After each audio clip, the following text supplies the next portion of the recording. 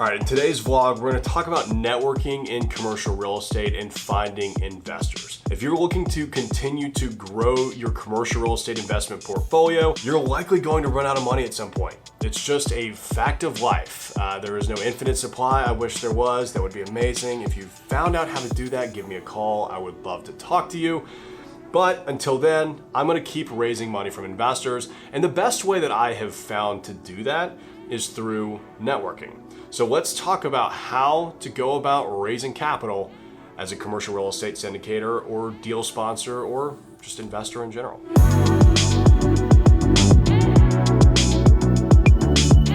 Okay, look, step number one, start today, right? Start way before you ever have a deal. Whether you're actively looking to invest in deals even this year or not, get out there and start talking to people.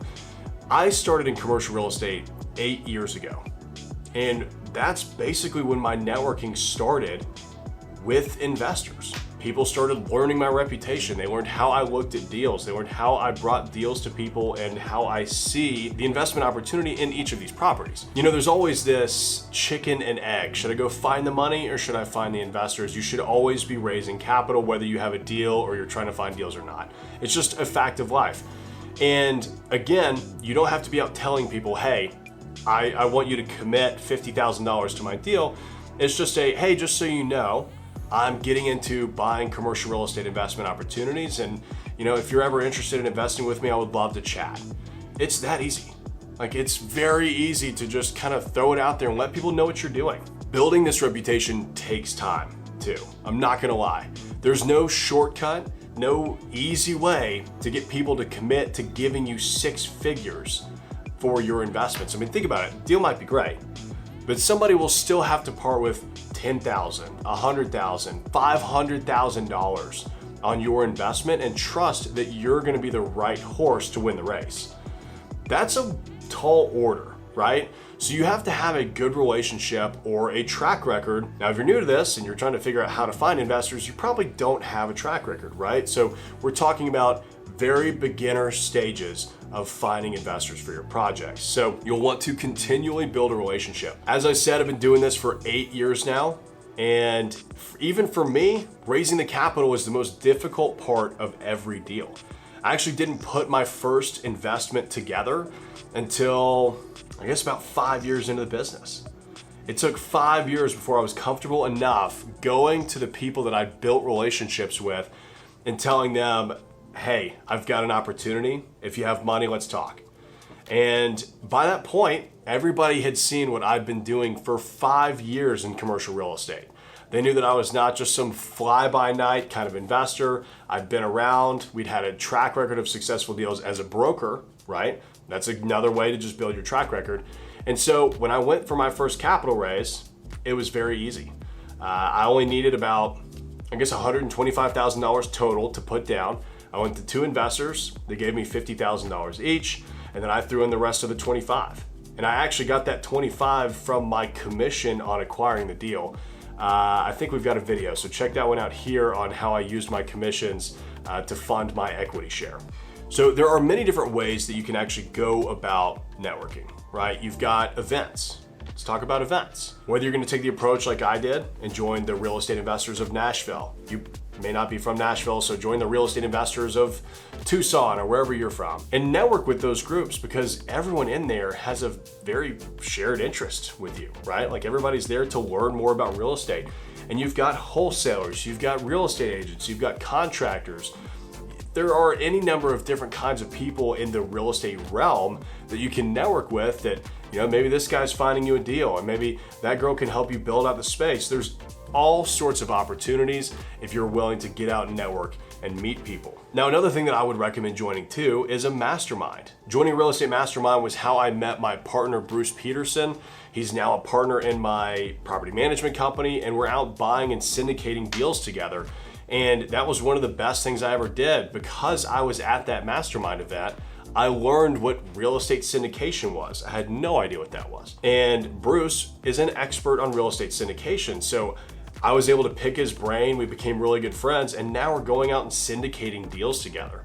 That's another phenomenal way to go about the process. You might network your way into a partnership, and that person may have the track record and the experience that you need, as well as the investment roster to pull these projects together. You know, when I started off, I didn't have an unlimited amount of money, right? What I did have was a skill set where I could go out and find deals. So I just started teaming up with the people that had the money because they wanted deals. And so it was a very good business marriage. I also joined a BNI group, Business Networking International. That was phenomenal for me because it helped connect me to all of the other industries that you may need while you're going through the process, whether that is a roofing company or a general contractor or a plumber or an electrician. Whatever you may need for your real estate business, they have that in there. And that really helped me. I know that doesn't really have anything to do with finding investors, but I did end up getting some investors out of that group, not only from people that were in the group, but also from referrals that they sent me. I would of course recommend also joining your local chamber of commerce and anything in the neighborhoods that you are involved in, right? I mean, I'm very heavily involved in the East Nashville neighborhoods. I network with everybody on this side of town. And so when it comes to real estate or real estate investing, many of my neighbors over here know to give me a call if they would like to start investing in our projects. And that has actually helped me pretty significantly because I have a good reputation on this side of town. Again, it's all about your reputation and your track record. You could of course use social media to let everybody know what you're doing. That's a great platform. Think about it. You actually have a soapbox in front of hundreds, if not thousands or tens of thousands of people to let them know what you've got going on. Post on LinkedIn, post on Facebook, on Instagram. I'm very active on Instagram stories, telling people the behind the scenes of acquiring these properties and what it's like raising capital and going through that entire process. And that helps potential investors connect with me and get to know me on a more personal basis because at the end of the day, they're really investing with you. I can't say that enough times. We talk about this all the time, right, Julian? I mean, Shark Tank, almost all of those investors, they say that they're investing in the person. They're not investing in the idea of the product because it doesn't matter how amazing the investment is. If you've got the wrong team leading it, it could still fail. One other way of finding potential investors for your projects is by joining country clubs or local city clubs, or even getting involved in charitable contributions. You'd be amazed at where you'll find people who are interested in investing in real estate that just don't have the time, right? The doctor down the street, he's focused on being a doctor, right? He's making money, but he wants to put that money to work for him as well. He just doesn't have the time to do real estate. So those make great partnerships. The other thing that I've always thought about too, you know, some people think that getting an investor involved in your deal is almost like a sales pitch. It's really not, right? I mean, at the end of the day, if you're handling the investment correctly, you're bringing them an opportunity to make more money. And who doesn't want that, right? I mean, that's why people are investing in 401ks. That's why they're investing in the stock market, because they want to continue to grow their capital. So it's also probably good while you're going through the process of finding investors, just to frame your mind in that way. So once you've built a relationship with potential investors, you've got to maintain that, right? They need to know that you're still active, that you're still out there actually putting deals together, right? Because just because you met with somebody a year ago and they said, yes, I'm very interested in investing with you, doesn't mean that they're gonna realize a year from now that you're still doing that. You need to, of course, stay in touch. I love grabbing coffee, so I'm always taking people out for coffee and just catching up 15 to 30 minutes. I prefer in person because it's very easy for me to relate to people in that way. Of course, phone calls are just as good. I know plenty of investors who just maintain their investor relations over phone calls. And it depends on how many investors you have, right? I mean, I have fewer than 200, so it's very easy for me to somewhat maintain a relationship with them. Now, if I had thousands, I think I'd have to, split my time between 10 and 15-minute phone calls, and I'd be on the phone all day.